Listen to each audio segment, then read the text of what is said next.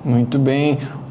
A ProSoja Mato Grosso, que sempre está presente e também defendendo o produtor rural, lá se manifestou e comemorou a derrubada do veto que revogava a isenção tributária dos fundos de investimentos nas cadeias produtivas agroindustriais, os FIAGROS, que são instrumentos que facilitam o acesso a financiamentos modernos e eficientes.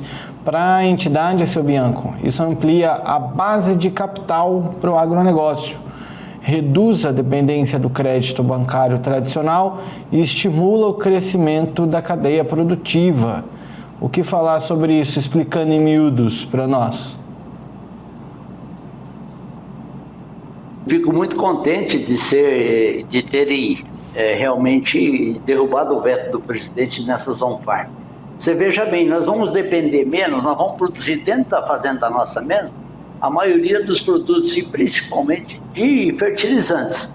Você veja bem o problema que o produtor rural está enfrentando hoje. Da onde é que vem a maioria de nossos fertilizantes? Do Irã. Mais de 80% de nossos fertilizantes vem do Irã. O Irã agora é em guerra com Israel, e aí os Estados Unidos querendo ajudar Israel, e aí o que o Irã disse agora? Que se os Estados Unidos entrarem na guerra ajudando Israel, eles vão fechar aquele canal, né? O canal que tem lá, até existe um canal que de toda os árabes ali, onde passa por um canal estreito, todo 20% do petróleo mundial passa ali. Então não iria passar, eles vão trancar esse canal, não vai passar o petróleo e não vai passar os fertilizantes. Então veja bem qual é o problema para o produtor rural brasileiro. O aumento do preço dos fertilizantes, isso vai atacar principalmente o bolso do produtor nosso. E olha lá se nós não ficarmos sem os fertilizantes. Em contrapartida, então, essa lei hoje, se não tivesse esses vetos, o produtor já estaria trabalhando mais em cima disso, teria menos dependência desses produtos químicos, e essas on-farm, elas só beneficiam o produtor, o ser humano, elas só beneficiam. Então eu não consigo acreditar que ainda tivesse esses vetos aí. Por isso que eu fico assim indignado às vezes com essas passagens que o governo, às vezes, o produtor rural, ele fala muito que o governo não precisa ajudar, só não atrapalhando já chega. Inclusive, eu tenho até a justificativa aqui do Lula. Vamos lá, ele vetou, então, portanto, a dispensa do registro, né? A produtos, né, em determinadas situações, previa a possibilidade, né, de dispensar o registro de estabelecimento de produtos agropecuários. O motivo a dispensa poderia comprometer a rastreabilidade, a fiscalização e o controle sanitário, o que representaria um risco à saúde pública e à qualidade dos produtos.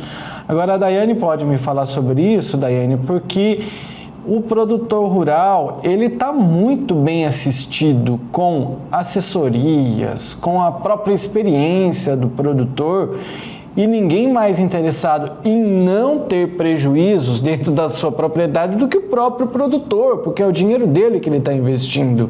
Então, ele sabe o que ele está fazendo, ele vai querer contratar um produto, criar um laboratório de produção de bioinsumos na sua propriedade, mas com um profissional de qualidade. Ele não vai pegar o sobrinho dele para ir lá e colocar fungos para fermentar dentro de um tonel lá sem saber o que está fazendo. Ele vai querer contratar alguém que saiba o que está fazendo. Então, você dar uma responsabilidade, um voto de confiança também para aquele que é o maior interessado no seu produto. Justo, você já trouxe a própria resposta. A gente sabe que o produtor é um negócio dele, né? A produção. É o dinheiro que ele vai receber ou não. Então, se ele traz algo que não é benéfico, ou se não tem os critérios que são exigidos, então vai gerar um problema para ele mesmo, né? Não fazer algo de acordo com os parâmetros e as normas vai trazer algo que pode fugir, né, do controle. Muitas vezes faltar produtividade ou ter algum problema na própria planta, né? Então, o que a gente vê é que não faz o menor sentido um veto desse relacionado a esse argumento, porque ele não vai rasgar dinheiro na propriedade dele, essa é a verdade, né? Ele vai ter que ter um laboratório.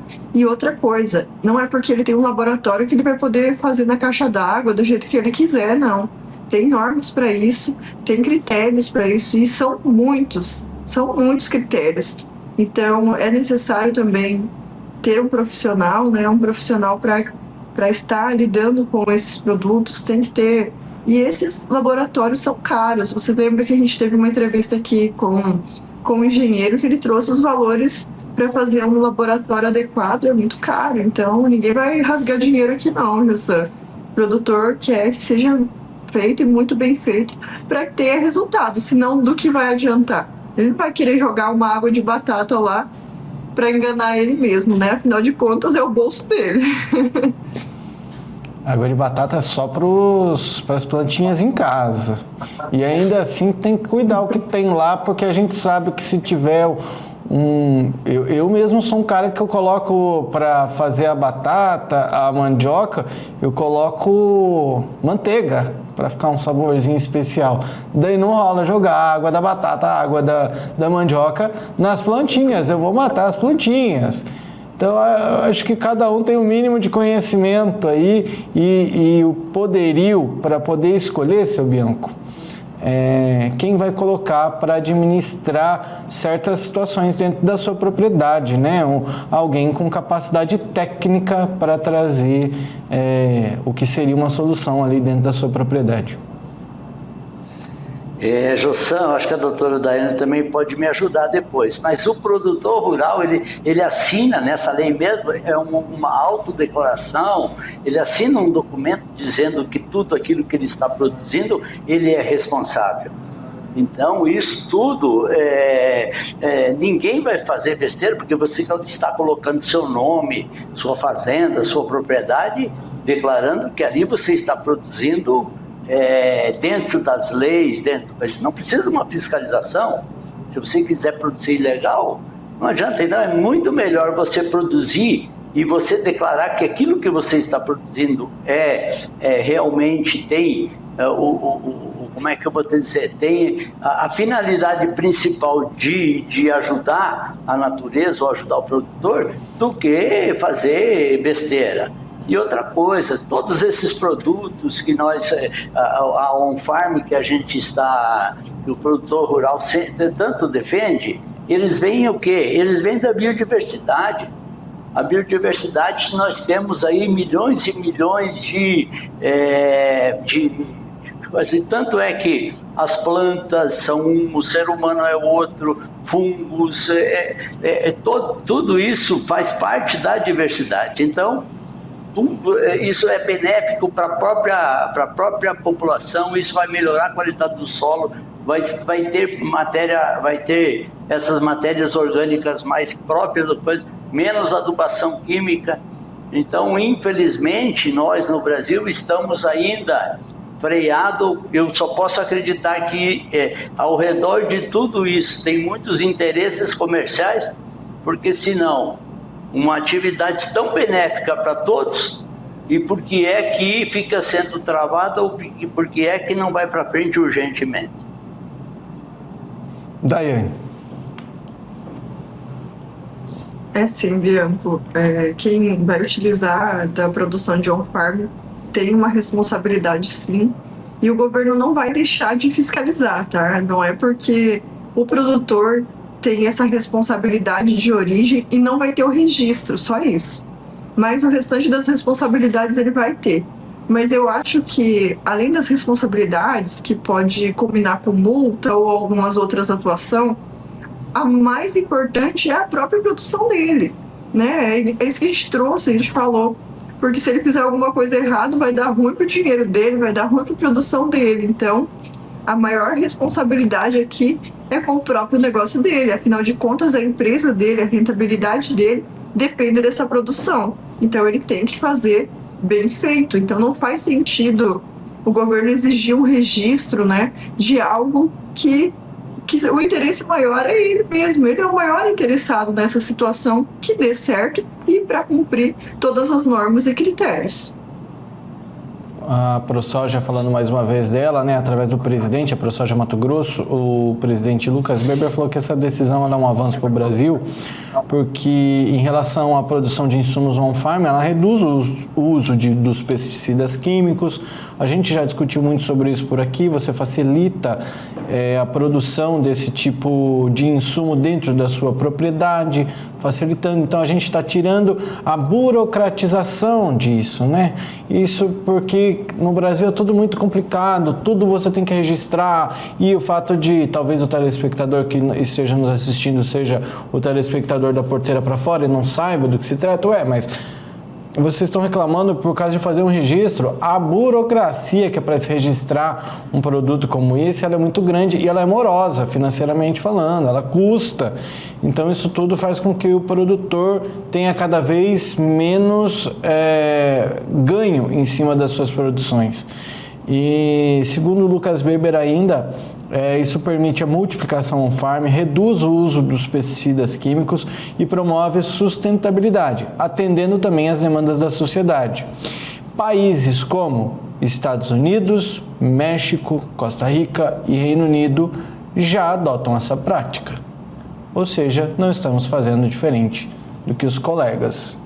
Então, tem muitos benefícios a virem por aí por conta da derrubada dos vetos do presidente Lula. Podemos seguir para o próximo assunto ou os colegas têm algo a comentar? Eu só queria dizer, José, a baixa... Os dois, vamos lá então, vamos lá. Vai lá, seu Bianco. Eu só queria dizer que a baixa de custo de tudo isso é uma das principais grandes vantagens da on-farm. Muito bem, Daiane. Eu vejo a baixa de custo, a sustentabilidade também, porque a gente traz ali matérias orgânicas, muitas vezes elementos da própria natureza, né? E outra situação que vamos deixar bem claro aqui, esse registro ele só não é necessário, só é isento do registro quando é produção dentro da própria fazenda. Se for para comercialização, aí ele é necessário. Muito bem. Seguimos o nosso programa e o nosso próximo assunto é sobre o ministro Carlos Fávaro, que lançou a Rota da Banana na cidade de Cáceres. Isso vai ficar para o próximo bloco. Isso porque, segundo o seu Bianco, deve trazer muita coisa boa. Ele está ansioso para falar sobre esse assunto. Diz que tem muita opinião aí para trazer sobre a Rota da Banana, que poderíamos falar há um tempo... poderíamos falar, né? Banana, poxa, a banana não é valorizada. O seu Bianco falou que foi no mercado e se assustou com os preços. Vamos falar sobre isso, estou curioso para ouvir a opinião do seu Bianco, mas é no próximo bloco e o nosso intervalo é bem rápido. Não sai daí, a gente volta já.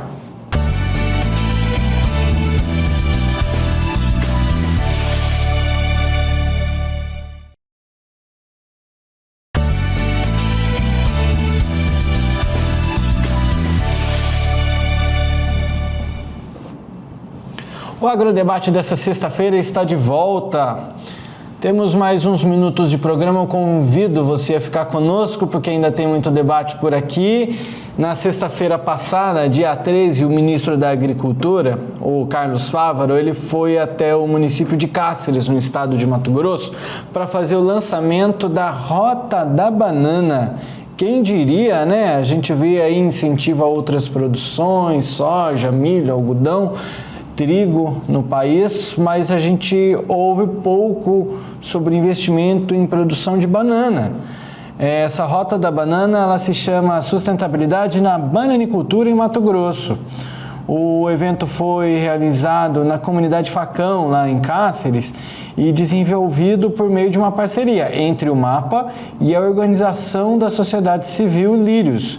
O projeto ele prevê ações e atividades em 24 municípios de Mato Grosso, que são integrantes da rota, que possibilitem o escoamento, a comercialização e a gestão da bananicultura.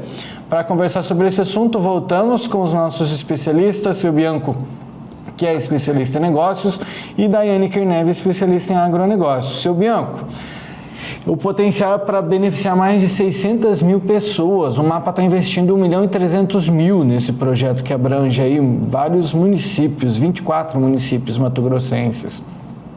No início do programa, o senhor fez um comentário muito legal. Vamos explanar mais sobre a possibilidade da banana trazer rentabilidade para produtores rurais. Então, José, que bom é uma atividade diferente, um pouco diferente das demais, principalmente que se acha assim que o Mato Grosso é só para grandes produtores. Isso é excelente, você ir para esse perfil, para pegar pequenos produtores, e além de um incentivo para essas pessoas, aí eu vou entrar num tema que você é uma pessoa que gosta muito, que seria a gente fazer um turismo. Em Portugal existe a Rota da Banana com turismo rural. Você faz a caminhada e dentro dessa caminhada ali você visita, você vê como planta, como colhe. Não tem o planta e colhe, né? Porque a banana ela é difícil, a colheita da banana já é em cachos, então ela fica um pouco mais difícil. Mas você pode também ter locais onde você pode degustar tudo que for produtos que venham da banana, todo e qualquer produto que venha da banana, você poderia ter isso. Tanto é que também se pensa muito no Mato Grosso, no turismo rural, com o agronegócio. Poderia se implementar isso. Essa região aí já é uma região onde você vai perto de Campo Novo do Parecis, numa região de muita agricultura.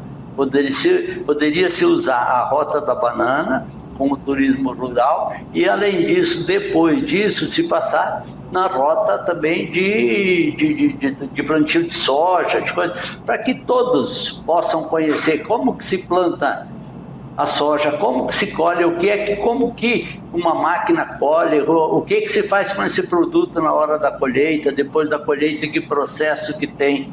Isso é muito, no meu entender, é algo que o governo do Mato Grosso poderia explorar muito e dar conhecimento ao público em geral. Porque também, em contrapartida, depois que a pessoa vê e acompanhar isso, nesse turismo rural, acompanhar como que é feita uma colheita, como que é um plantio, o sofrimento que tem esse produtor rural, essa pessoa que vir nisso, ela não vai ser uma pessoa que vai falar mal do produtor rural mais lá na frente. Ela sempre irá defender porque ela sabe o sofrimento e o que é que se tem dentro de uma produção rural. Daiane Kernev. José, a planta, a fruta, a banana, é excelente, né? Eu acho que é uma das mais consumidas de todo o Brasil. Tem uma qualidade aí muito nutritiva. E falar também que o custo para produtividade de banana é baixo, né? Não precisa ter uma área muito grande ali para produzir uma grande quantidade. Uma bananeira, ela produz às vezes vários cachos. Aí depois, claro, tem que ser cortado para vir novamente, né? Muitas vezes eu achava que a banana era plantada uma vez só e a mesma bananeira dava vários anos, mas não é assim. Ela tem que ter todo um manejo, né? Tem que ter todo um cuidado. Mas eu vou falar que banana é uma das frutas, assim, que eu mais gosto, mais consumo. E eu acho pela facilidade também, né? Facilidade de transporte, facilidade para descascar, facilidade no consumo, e o gosto dela é excepcional. Então, é uma atividade muito interessante e que pode ser muito lucrativa. Muito bom esse novo projeto aí do governo, né, em trazer esse benefício aí para uma rota. E, às vezes, essa rota vai até facilitar, porque, às vezes, uma região planta demais um determinado produto e, se não tem ali a comercialização dela, acaba se perdendo, né? A gente não tem para quem vender, às vezes é difícil escoar. Então, trazendo essa rota, com certeza, Senai, Sebrae já estudou uma viabilidade para o transporte desses produtos e novos comércios para que eles sejam comercializados sempre, né? Para que tenha essa continuidade, o produtor rural consiga ter um mercado sempre eficiente, né? Muito bem. E aí na linha de pensamento do seu Bianco, né, de explorar o turismo em cima disso, olha que belo exemplo também. Um grupo de quilombolas no Vale do Ribeira, no interior de São Paulo, encontrou na fibra da banana uma nova fonte de renda, né? Aí começaram a criar produtos, cestos, tapetes, através da fibra da banana. Olha que interessante, por que não explorar disso? Isso é sustentabilidade e é oportunidade de renda para mais pessoas. Então você começa a criar uma cadeia. Digamos que na linha de pensamento do seu Bianco, nessa rota da banana, você explora o turismo e tem pessoas na região determinadas a explorar disso para criar cestos, tapetes. Eu já fui para o Nordeste e fiz a rota da cachaça, tá? Um pouquinho diferente. Mas comprei cachaça de tudo quanto é nome, de tudo quanto é gosto, de tudo quanto é coisa. E eu nem sou um grande fã de cachaça. Então, você acaba sendo incentivado e aquilo se torna uma fonte de renda. Então você vê um cesto criado com isso, com a fibra da banana, explicando. É assim que funciona, é assim, assado. Duvido que não vai ter gente comprando, levando para casa e falando, são produtores que fazem com fibra da banana, você acredita? É com fibra da banana, eles dessecam, eles fazem desse jeito, assim, assado. E aí você vai divulgando cada vez mais e mais.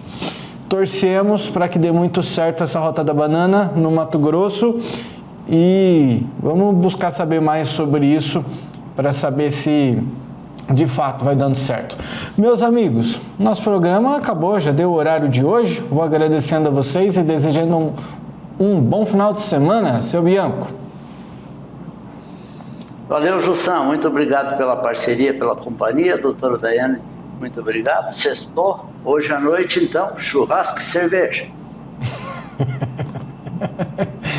É você que está falando. Se pagar, nós estamos indo, né, Daiane? Obrigado por hoje. Se convidar, já estamos lá, né? Obrigada a vocês. Boa noite a todos. Boa noite, Bianco, Jussan. Boa noite a você, telespectador. Um beijo para a Lavínia, um beijo para o Pietro. Valeu, beijo para vocês, obrigado pela parceria, até segunda-feira. Aos nossos queridos telespectadores, obrigado pela sua companhia. Olha o zap aqui, manda mensagem pra gente. Bom final de semana, segunda-feira a gente está de volta com mais uma hora de Debate Agro. Tchau!